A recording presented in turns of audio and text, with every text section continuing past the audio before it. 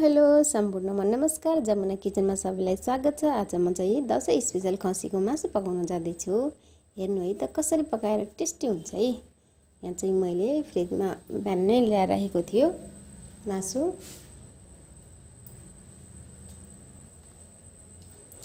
अब चाहिँ मैले यसलाई मजाले धोई पखाली गर्छु।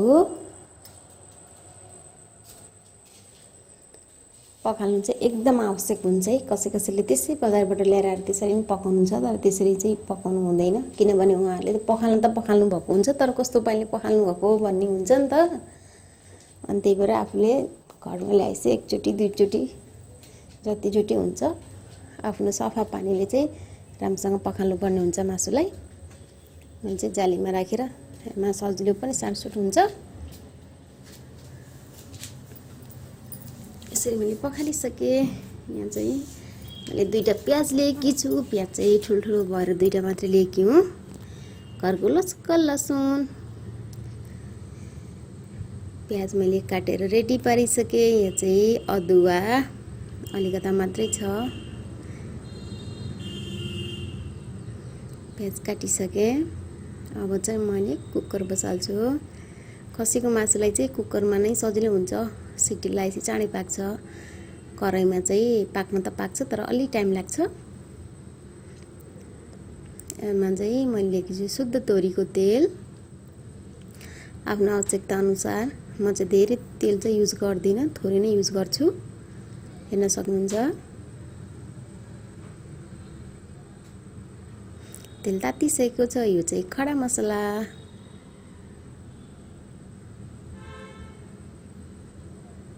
चाहिँ दुईवटा तेजपत्ता, चाहिँ अघि काटेर राखेको प्याज चाहिँ राखिदिन्छु, हेर्न सक्नुहुन्छ। काटेर राखेको प्याज राखिदिएँ।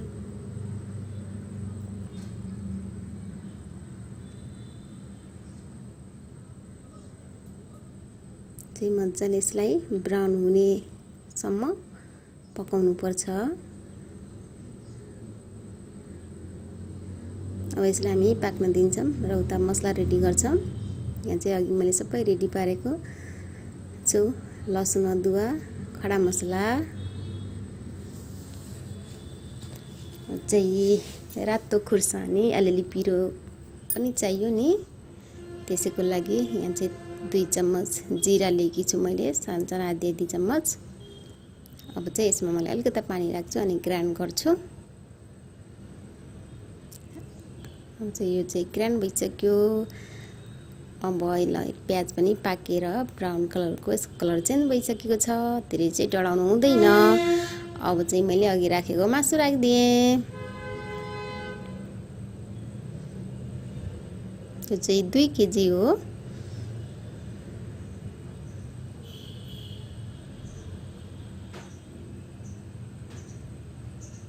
हेर्नु कलेजो कस्तो धेरै छ। अब चाहिँ यसलाई मजाले चलाउनु पर्छ, नत्र भने तल टाँसिएर बस्छ।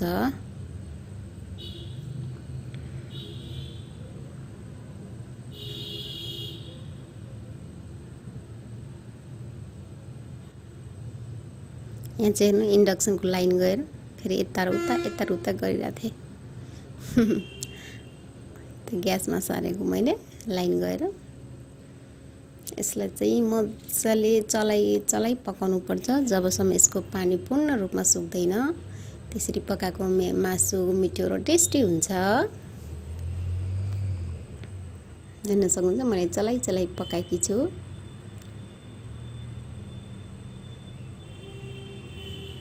यसको हल्का कलर चेन्ज भइसकेको छ। अब यसमा आवश्यक पर्ने बेसार,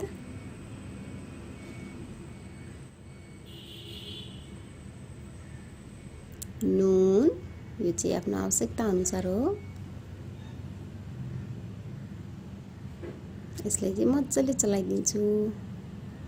अब यसरी नुन राखिसकेपछि मासुमा रहेको बाँकी रहेको पानीहरू पनि मजाले निस्किन्छ। सबै मासुले पानी छोड्छ। यसलाई चाहिँ मजाले चलाउनु पर्छ जबसम्म यसको पानी सुक्दैन। चलाइ पकाउनु पर्ने हुन्छ। यो मासु पनि भुटिन्छ।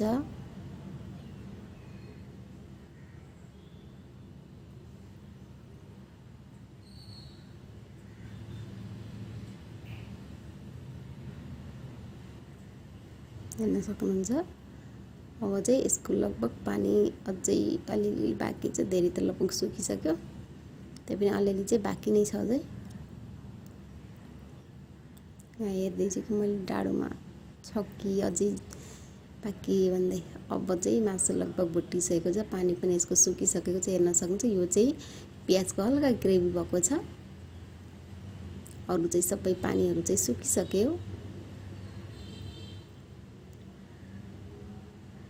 अब हामीले यसमा राख्छौँ अघि पिसेर राखेको मसला। चाहिँ मसला राम्रोसँग चलाइदिनु पर्यो।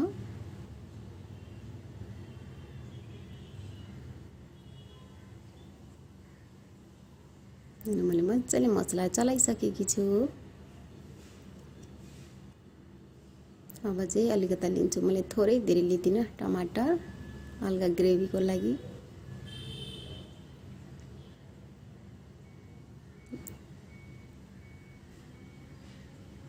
जिरा र धनियाँको धुलो, अघिको चाहिँ मरिचको धुलो है, मैले भन्न मरिचको धुलो थियो, मरिचको धुलो, जिरा धनियाँको धुलो, टमाटर मैले राखिदिइसकेँ। अब चाहिँ मजाले म चलाउँछु।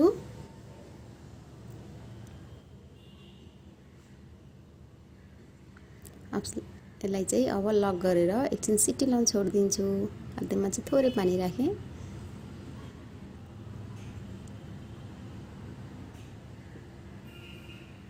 यसलाई चाहिँ मजाले अब 2-3 सिटी। अब मासु कस्तो छ हेर्नु, यो चाहिँ सिटी लगाइसकेपछिको मासु हो। मैले सिङ्गे लसुन पनि राखिदिएको थियो, त्यसले पनि टेस्टी ल्याउँछ।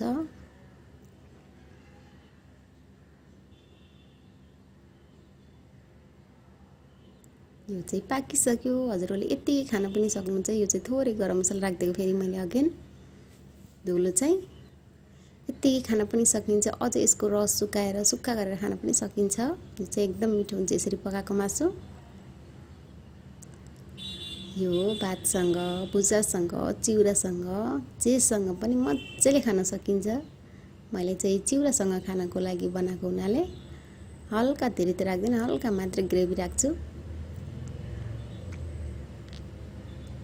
हेर्न सक्नुहुन्छ लगभग पाकिसक्यो। यो चाहिँ हरियो धनियाँ। मासु चाहिँ पाकिसकेको छ। हजुरहरूले पनि यस्तै गरी बनाएर खानु होला, एकदम टेस्टी र मिठो हुन्छ।